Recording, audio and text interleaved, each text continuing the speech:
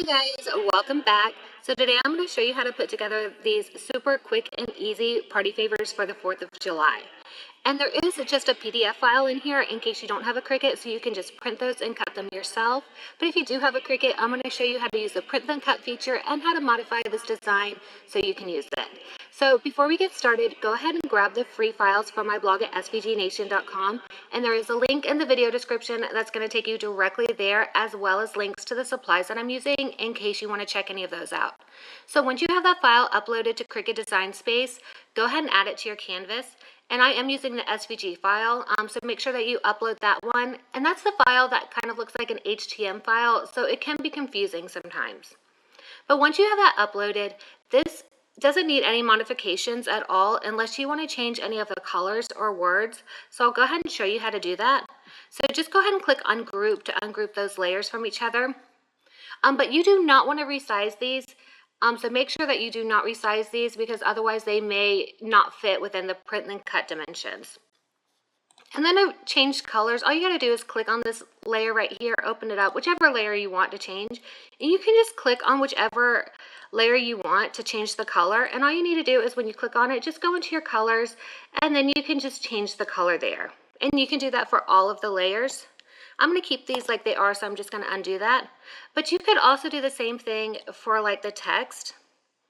Just go ahead and click on the layer and you can just delete that text if you want this to say something else, and you can add your own text.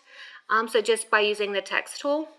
But again, I want these to stay like this, so I'm just going to undo all of that.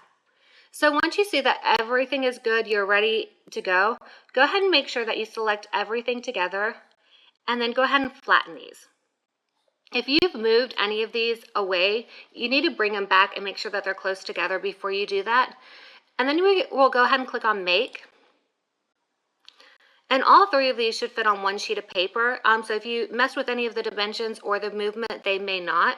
But you can just go back and fix that. And we're just going to go ahead and click Continue.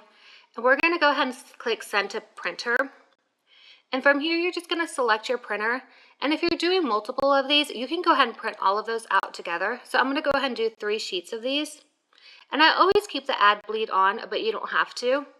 And then we're just going to go ahead and print. This right here, this just gives you like more printer settings. So if you want more settings like the quality and all of that, then you can go ahead and click on that and change those. But I'm going to leave mine as the default. And so now we're just going to print those out.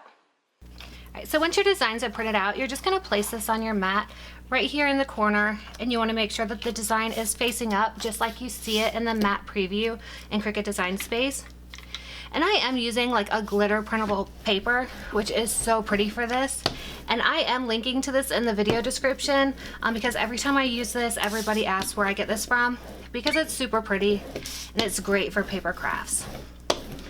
So once you've got that pressed down really well, go ahead and connect your Cricut machine and select the paper that you're using. So for this, I'm using a glitter cardstock. And then you're just going to load your mat.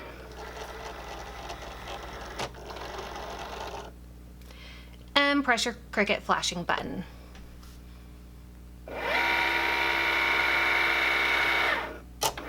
Your Cricut's first going to scan the document for probably about 30-ish seconds, and then it's going to cut everything out.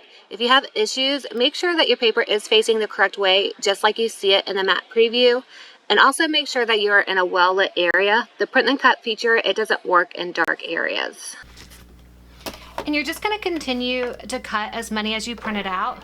So you'll just cut them back to back, just loading them and pressing the button. And once they're done cutting, you're just going to remove them from your mat. It always helps to pull that mat off of the paper, and that's going to keep it from kind of tearing or wrinkling. And you may just have to pull out some of the little extra pieces from where it cut through those lines there. And then just grab your sparklers and you're just going to slide them right in there and then bring it through here. So they kind of go behind where it says that. And you know, one stays in here just fine, but you can also fit more. You can probably put about 3, maybe even squeeze 4 in there if you really wanted to. But I'm just going to do 2. And if you don't want to do sparklers, if the kids are too young or you just don't like them, you can also put glow sticks in here. So you're just going to slide them through the same way. These are a little bit thicker, but they'll still fit. You're just going to slide it through here. And again, you can add more than one in there, so we're just going to slide 2 in here. And we've got some super cute party favors, and that only took a few minutes for you guys to put together. So you can easily go ahead and get these ready for your 4th of July celebrations. If you guys have any questions on how to modify these or using the print and cut feature, make sure you guys ask those in the comments and I'll answer them there. If you guys haven't already, make sure that you subscribe and also like this video. And thank you guys so much for watching. Bye.